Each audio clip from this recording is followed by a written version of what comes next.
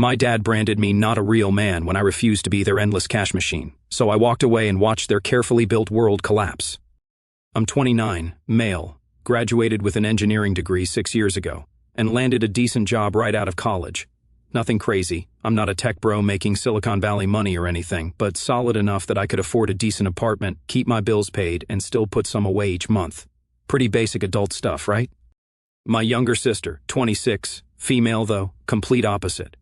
She dropped out of college after changing her major 4 times, then spent the next few years finding herself through a series of minimum wage jobs she could never keep for more than a few months. The girl has the work ethic of a stone sloth. When she got evicted from her apartment 3 years ago, shocker, my parents called me in a panic. It's just until she finds her feet, they said. Just help her out this once, they said. But it wasn't just this once. What started as a one-time bailout turned into a never-ending cycle of rent payments, bill coverage, and emergency cash transfers. I'm not talking small amounts either. Here's a breakdown of the last year alone: $1,400 a month for her rent, that $16,800 a year, $350 per month for her utilities. That's $4,200, $2,000 for her car repairs that she somehow needed despite barely driving to work, $1,200 for her emergency dental work, which was totally preventable, $800 for her credit card minimum payments. Because why pay your own bills when your brother will? That's $24,000 plus in 1 year, almost half my take-home pay, funneled straight to my deadbeat sister. Every time I tried to have a conversation about how this arrangement needed to end, I'd get the same guilt trip from my dad. A real man takes care of his family, he'd say. Your grandfather worked 3 jobs to keep food on the table. Cool story, Dad. Did Grandpa also bankroll a fully capable adult who refused to get her shit together? Because I'm pretty sure he didn't. The worst part? My sister's Instagram is a non-stop highlight reel of brunches, beach trips, and new outfits. She buys $200 shoes and posts about weekend getaways while I'm grinding 60-hour weeks to support 2 households.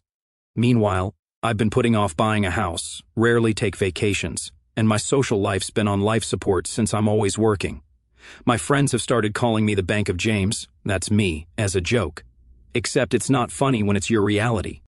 But the real slap in the face was when I caught her explaining to her roommate how she manages her finances by, and I quote, just asking my brother whenever I need anything. I overheard this gem when I stopped by to drop off her car payment. Again, she didn't even have the decency to look embarrassed when she realized I was standing there. Why did I put up with it for so long? Honestly, it was easier than fighting. I'd say no, they'd guilt trip me, I'd give in. Rinse and repeat. Plus, I was doing well enough at my job that I could afford it, even if it meant postponing my own goals and dreams. I had plans, you know. I wanted to buy a house with a garage where I could set up a woodworking shop. I've been into carpentry since high school, and I'd been dreaming about having my own space to build furniture. I also bought a vintage 1978 Honda CB 750 motorcycle back in college that I've been meaning to restore. It's been sitting under a tarp for 3 years because every time I saved up enough to start the project, my sister would have some new emergency. But things changed last month when my aunt, my dad's sister, split with her husband and moved in with my parents.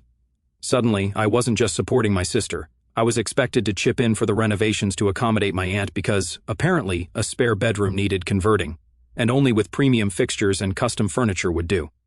My dad called one Tuesday night while I was working late. We need about $4,000 for the contractor. Your mother thinks you should handle it since your sister is, still getting established. Getting established at 26 after 3 years of me paying her bills? Something in me just clicked. It wasn't even the amount, though $4,000 isn't exactly pocket change. It was the casual entitlement, the assumption that my money was family money while my sister's money was her money, the complete lack of awareness that I might have my own plans for my hard-earned cash. That was when I decided enough was enough. That Sunday, I headed to my parents for our monthly family dinner. I spent the drive rehearsing what I was going to say while simultaneously working on my garage renovation plans in my head. The one project for myself I'd been planning for months. My own little man cave with a workbench for my woodworking projects, space for my gaming setup, and room cleared out for the next phase, finally restoring that vintage motorcycle. The same project I delayed 3 times already because my sister needed money for something urgent. Like that festival she just had to attend, or the new iPhone because her perfectly functional older model wasn't cute anymore. When I arrived, everyone was already seated. My parents, my sister, and now my aunt. Dad was mid-rant about kids these days having no work ethic, completely oblivious to the irony of saying this with his unemployed daughter sitting right there. My sister was scrolling through her phone, probably making another ASOS order with the money I sent her for utilities. I loaded my plate with pot roast and sat down quietly, trying to keep my blood pressure in check. The conversation flowed around me. My aunt talking about her divorce, my mom discussing neighborhood gossip, my sister occasionally looking up from her phone to complain about some perceived slight from her roommate. Before he even got to the money, Dad was already mid-rant about how men these days are soft as tissue paper. You know what the problem is with your generation? He grumbled to no one in particular. Too fragile. No backbone. My father worked himself to the bone without whining about boundaries or mental health. He didn't need a damn man cave to feel strong. He just handled shit. He looked directly at me, like the whole rant was aimed squarely at my spine, then hit me with, "So, I was telling your aunt how you're helping with the renovation costs." I looked up from my food, making eye contact with him. "Am I?" The table got quiet. My mom jumped in, her voice overly cheerful. "Well, of course. We discussed this. The contractor needs the deposit by Tuesday." "No," I said, stabbing a potato with more force than necessary. "Dad mentioned it." I never agreed. My sister finally looked up from her phone, rolling her eyes. "Don't be stingy. It's not like you don't have the money." That was it. The final freaking straw. I set down my fork with a clatter that made my aunt jump. "You know what? You're right. I do have money because I work for it. I budget. I make sacrifices." My dad scoffed. "Here we go with the lecture." "No lecture." I cut him off. "Just clarity. I'm done." My sister let out an exaggerated sigh. "Done with what?" "Done being everyone's ATM." I looked her straight in the eye. "Your rent, your bills, your car insurance, that's on you now." She laughed like I was joking. I wasn't. Dad slammed his hand on the table. "You don't even act like a man anymore." He pointed his fork at me like it was a damn spear. "A real man sacrifices. A real man doesn't whine when his family needs him. You think your grandfather ever cried about needing space or boundaries? He just got shit done." "You're damn right I don't act like your version of a man," I interrupted, surprising even myself with how calm I sounded. "Because that guy ignores his own needs until he burns out. That guy lets everyone bleed him dry and calls it duty.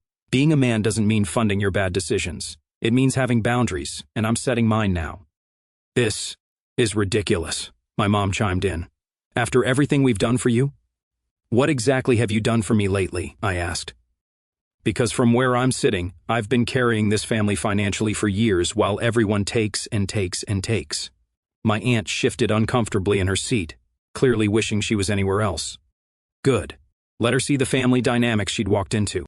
My sister's expression shifted from amusement to panic as she realized I wasn't backing down. "But my rent is due next week. I don't have enough." "Not my problem." "What am I supposed to do?" she demanded, voice rising. "Get a job, keep a job, budget, live within your means, all the things adults are supposed to do."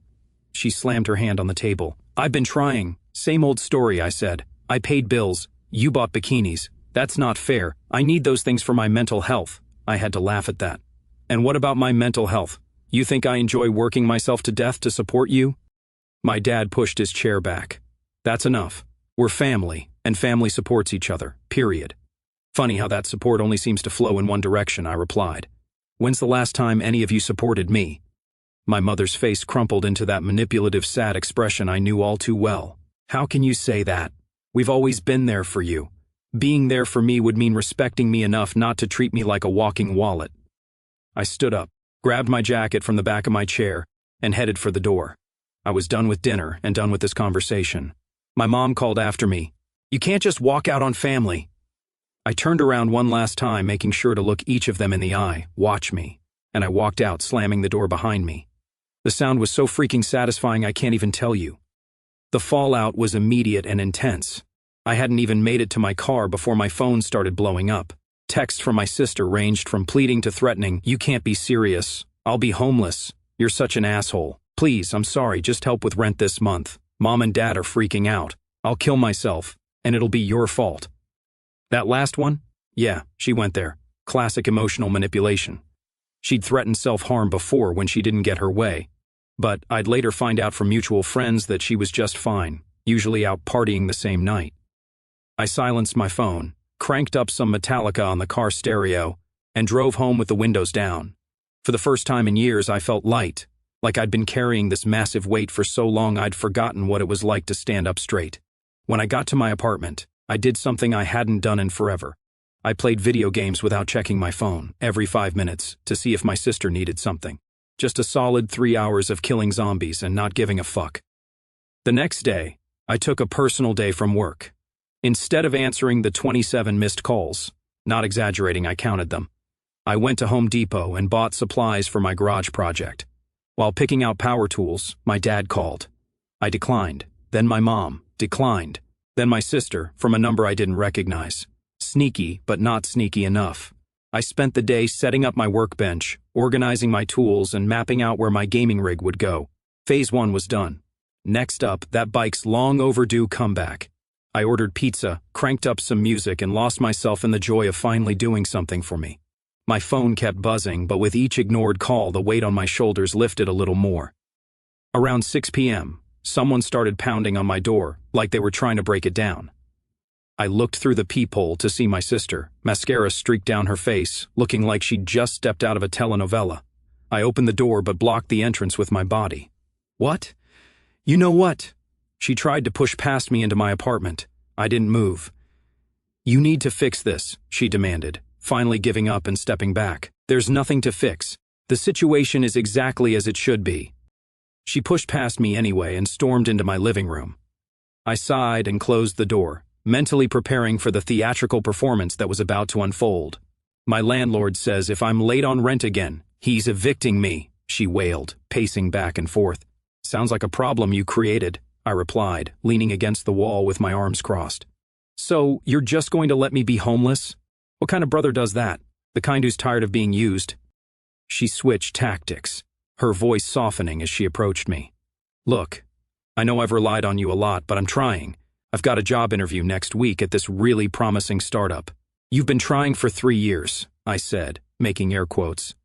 "I've heard all this before. The amazing job that's just around the corner, the career opportunity that's going to change everything. Then nothing happens, and your hand is out again." "This time is different," she insisted, her eyes wide with what I'm sure she thought was sincerity. "They really liked my resume, and the pay is great. I just need a little more time to—" "Time's up," I said flatly. "Figure it out yourself." Her face hardened, the fake vulnerability vanishing in an instant. "You know what? Dad's right. You're not a real man. A real man wouldn't abandon his family." I had to laugh at that. A real man isn't a doormat. A real man has self-respect. "Fuck you," she spat, grabbing her designer purse that I probably paid for. "When I'm living on the street, I hope you feel good about yourself." As she stormed toward the door, I called after her, "There's always Mom and Dad's couch. Or maybe get a roommate. Or, crazy thought, an actual job." The door slammed so hard my framed diploma fell off the wall, and the glass cracked. Symbolic, I thought. I went back to organizing my tools with a smile on my face. Later that night, the texts from my parents started rolling in. "Dad, your sister is hysterical. What did you say to her? Mom, we raised you better than this. Dad, call me now. Mom, your sister loves you. How can you be so cruel?" I didn't respond to any of them. Instead, I ordered the parts I needed for my motorcycle restoration project. The total came to about $600, less than half of what I'd been paying for my sister's rent each month. The realization was both liberating and infuriating. Crazy what you can afford when you're not bankrolling someone's highlight reel. That weekend was the first in years that I didn't get a frantic call about some financial emergency. I kept expecting it, honestly. That Pavlovian response was hard to shake. But when Sunday evening rolled around and my phone hadn't blown up once, well, with actual emergencies, the guilt trip texts didn't count. I realized something important. There had never been that many real emergencies. They just trained me to treat their wants as needs. I slept better that night than I had in months. 3 days into my new no more handouts policy, my parents showed up unannounced at my apartment. It was a Wednesday evening, and I'd just gotten home from work. I saw my dad's car pull into my building's parking lot through my living room window. For a brief moment, I considered pretending I wasn't home, but no, I was done hiding. I was done avoiding confrontation. This was my apartment, paid for with my money, and I had nothing to be ashamed of. My mom carried a grocery bag, like some peace offering. Classic manipulation tactic. Bring food so I can't just turn them away without looking like an asshole. "We brought dinner," she said, forcing a smile that didn't reach her eyes. "Can we talk?" I let them in mostly because I was curious about their approach. Would it be more guilt-tripping, threats, promises to change that would never materialize, all of the above? We sat at my kitchen table, the grocery bag untouched between us. My dad cleared his throat, adjusting his position like he was about to deliver a practice speech. "Your sister is in real trouble," he began, his tone serious. "Her landlord gave her until Friday to pay up or get out." I took a sip of water, keeping my expression neutral. "And she doesn't have the money," my mom jumped in, her voice rising. "She's applied for jobs, but nothing's come through yet. She's had 3 years to figure this out," I replied, setting my glass down carefully. "What's she been doing all this time?" My dad shifted uncomfortably in his chair. "That's not the point. The point is, she needs help now." "No, that is the point. I've been helping for years, and nothing's changed because there's been no reason for anything to change. She doesn't need help. She needs consequences." My mom's eyes welled up with tears. Classic move. "So you're just going to let her suffer?" "I'm letting her experience the results of her choices. There's a difference." "She's your sister," my mom pressed. "Family sticks together through thick and thin. Funny, I don't remember her sticking with me when I was working overtime to pay her bills. In fact, I distinctly remember her making fun of me for being boring and working too much, while she was out living her best life on my dime." They exchanged a look. Then my dad leaned forward, switching tactics. "Look, we understand you're frustrated, but this isn't just about your sister. Your aunt is settling in, and the contractor needs that deposit." I stood up so quickly my chair nearly tipped over. "Seriously? You're still trying to get money for the renovation after everything I just said?" He had the decency to look embarrassed, but only for a moment. "Family helps family. That's how it works." No, that's how you think it works. "In my world, adults handle their own responsibilities." My mom tried a different angle. "Just this one last time. Help your sister with this month's rent, and we won't ask again." I actually laughed at that. "You said that last month, and the month before, and probably the month before that, but I've lost track of all the last times at this point." "This is different," my dad insisted. "She's really trying this time." "Then prove it," I said. "Show me the job application she's filled out. Show me a budget she's made. Show me any evidence at all that she's really trying beyond just saying the words." They looked at each other again, clearly not expecting this response. "Well?" I pressed. My dad's patience snapped. "What do you even need all that money for anyway? Those stupid projects in your garage? That motorcycle that'll probably kill you?" And there it was, the real resentment. They weren't just entitled to my money, they were angry I might spend it on myself. "Those stupid projects are mine. My time, my money, my life." "So selfish," my mom muttered, not quite under her breath. I laughed again, but there was no humor in it. "Selfish? I've given you people over $30,000 in the last 3 years. The selfish ones are sitting right here in my kitchen." My dad stood up, face flushed with anger. "We raised you better than this." "No, you raised me to be your backup plan. That's done now." They left without touching the groceries they'd brought. As the door closed behind them, I heard my dad say, "He'll come around. He always does." He couldn't have been more wrong. The next phase of the pressure campaign began the following day. My phone started blowing up with calls from extended family members, aunts, uncles, cousins I barely spoke to. Apparently, my parents had activated the family phone tree, painting me as the villain who was leaving his poor sister to starve on the streets. My aunt, a different one, not the newly divorced one, left a voicemail. "I've always thought of you as a compassionate young man. I'm very disappointed to hear you're abandoning your sister in her time of need." My uncle texted, "Family is all we have in this world. Don't turn your back on yours." Even my grandmother called, her voice quavering with what I'm sure she thought was righteous concern. "Your grandfather would be so ashamed if he could see how you're behaving." That one stung a little.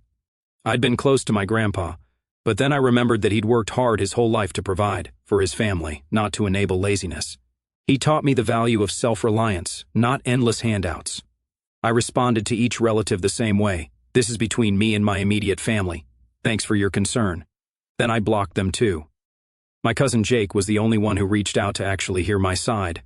"Dude, what's going on? Your mom called my mom crying about how you've abandoned the family or some dramatic shit." I gave him the abbreviated version. His response, "About effing time, man. They've been bleeding you dry for years." It was validating to hear that at least one person in the family could see the situation clearly.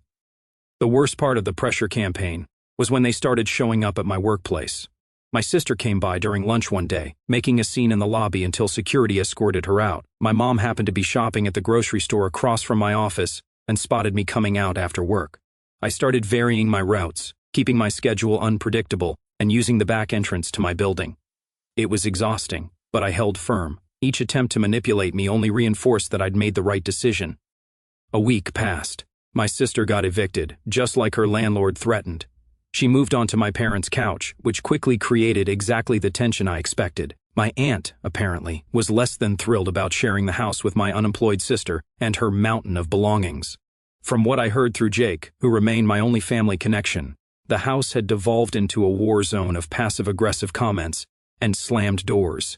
"Dude, your sister moved in with your parents, and it's World War III over here," Jake texted. "Aunt Carol is threatening to leave. Your mom is stress baking nonstop. There's like 12 casseroles in the fridge. Good. Let them deal with the monster they created." Meanwhile, I was thriving. I finished the first phase of my garage renovation, installed my gaming setup, and started working on my motorcycle. 3 years under a tarp, and now, finally, it was time to bring it back to life. I'd forgotten how much I enjoyed tinkering with engines, the methodical process of taking something apart, cleaning each component, and putting it back together. For the first time in years, I was spending my money on things that mattered to me. I'd also started going out more, reconnecting with friends I'd neglected while working overtime to support my sister. We hit up a local bar one Saturday night, and I actually bought a round for everyone, instead of checking my bank balance first. A small thing, but it felt huge to me. Then my phone rang with an unfamiliar number. Normally, I'd ignore it, assuming it was another family member trying to get through my blocks, but I answered. "Hello, this is Northeast Credit Union calling about your sister's car loan. You're listed as a cosigner, and the account is 60 days past due." Shit, I'd forgotten about that. 2 years ago, I co-signed her car loan because she needed reliable transportation for job interviews. The same job interviews that never materialized into actual employment. "How much is overdue?" I asked, already dreading the answer. $1,240, including late fees. If the loan defaulted, my credit would take a hit. Credit I'd need for the house I was planning to buy now that I wasn't supporting an extra adult. My phone pinged with a text from my sister. "Got a call from the bank. Bet you'll help me now." This wasn't an oversight. This wasn't her forgetting, a payment in the chaos of being evicted. This was strategic. She was holding my credit score hostage. Two could play that game. I called the bank back. "I want to pay off the balance of the loan and transfer the title solely to my name." The representative sounded confused. "Sir, I co-signed the loan. I'm taking ownership of the vehicle. How much to clear the entire balance?" $8,720.16. "Process it today, and I want the title transferred immediately." It was a lot of money, but less than I'd spend supporting her for another 6 months. And unlike the money I'd been giving her, this was an investment. I'd either keep the car as a second vehicle or sell it and recoup most of the cost. An hour later, my sister called, screaming so loudly I had to hold the phone away from my ear. "They're taking my car. How could you?" "Not taking, took. It's my car now since I paid for it. I need that car." She was practically hyperventilating. Should have made the payments then. Where am I supposed to go? How am I supposed to get to job interviews? The irony of that excuse again wasn't lost on me. Public transportation exists. So does Uber. So do friends who might give you rides if you have any left who aren't sick of your freeloading. You're the worst person I've ever known. Her voice had gone cold, which was actually a relief after the screaming. "And yet I'm the one you kept asking for money. Funny how that works." I hung up and blocked her number. Then I texted Jake. "Tell her the car will be picked up tomorrow at 2 p.m. If she damages it, I'm pressing charges." The next day, I had the car towed from my parents' driveway to my house, where it parked beside my long-shelved motorcycle. Both now officially mine, both finally where they belonged. I didn't actually need a second vehicle, but I'd rather sell it than let her use my credit to hold on to it. Message sent, "I'm not playing games anymore." My parents' response was swift and predictable. More angry calls, more flying monkeys dispatched to make me feel guilty. But something had shifted. Where before I'd felt anxious and conflicted about standing up to them, now I just felt amused. The more outrageous their attempts to manipulate me became, the more certain I was that I'd made the right choice. My sister, surprisingly, was the first to crack. 3 days after I took the car, she sent an email since I'd blocked her number. "I'm sorry for what I said. I was upset. Can we please talk? I really am trying to get my life together. I have a job interview tomorrow. and I need my car back. I replied with one line, "Show me 6 months of self-sufficiency, and we'll talk." She didn't respond. 2 weeks later, Jake texted me a photo of my sister's new Facebook post, first day at the new job. So excited to start this journey. It was a retail position at the mall, minimum wage, probably part-time, not exactly career material, but it was something more than she'd done in years. I felt a twinge, not guilt exactly, maybe pride, that she was finally doing what she should have been doing all along, but I wasn't ready to let my guard down yet. 1 week of employment didn't erase 3 years of manipulation. After that car incident, my parents launched a full family pressure campaign. Aunts, uncles, cousins. Suddenly, everyone had an opinion about how I should step up and help my struggling sister. I received long, detailed voicemails from relatives I hadn't spoken to in years, explaining why family comes first and how disappointed they were in me. My response was simple and consistent. "This is between me and my immediate family. Thanks for your concern." Then I blocked them too. And yeah, 2 months passed. According to Jake, my sister was still working at her retail job, some kind of record for her. She'd found a roommate situation that she could actually afford on her income. My parents had stopped trying to contact me after I sent them a certified letter stating that any further unannounced visits would be considered trespassing. I sold her car, my car, legally, and used the money to finish my garage renovation and take a weekend trip to the mountains, my first actual vacation in 3 years. I hiked during the day and sat around a campfire with friends at night, not checking my phone every 5 minutes for financial emergencies. It was fucking glorious. When I got back, there was a letter waiting for me, no return address, but I recognized my mom's handwriting. I almost threw it away unopened, but curiosity won out. Inside was a single page. "We need to talk. Your father borrowed money against the house to help your sister stay afloat after you abandoned her. We're behind on payments. Please call us." I stared at the letter for a long time, a mix of emotions washing over me, anger that they were still trying to make me feel responsible, frustration that they'd made such a stupid financial decision, but mostly a strange sense of clarity. This confirmed everything I'd suspected. They'd been using me as their financial safety net for so long that when I cut them off, they had no backup plan. Instead of forcing my sister to stand on her own feet, they doubled down on enabling her, and now they were paying the price. Not my circus, not my monkeys. I didn't respond. A week later, another letter arrived. The bank called about the mortgage. "We might lose the house. Is that what you want? Your parents homeless?" I stared at this one even longer, then typed out a text to my mom's number, the first direct communication I'd initiated in months. Being a man doesn't mean funding your bad decisions. It means having boundaries. This is yours. Then I blocked her number too. That night, I sat in my completed garage workshop, beer in hand, looking at my motorcycle, now fully restored and gleaming under the LED lights I'd installed. On the wall hung the framed first dollar I'd earned at my engineering job. Beside it was a new addition, a printout of my investment account, showing the money I'd saved in just 2 months of not bankrolling my family, enough for a down payment on my own house. I took a photo and posted it to my new family-free Instagram account with the caption, "Freedom isn't free, but damn, it's worth every penny." For the first time in my adult life, I wasn't dreading a phone call, wasn't calculating how someone else's emergency would impact my budget, wasn't postponing my dreams to fund someone else's entitlement. I was just free.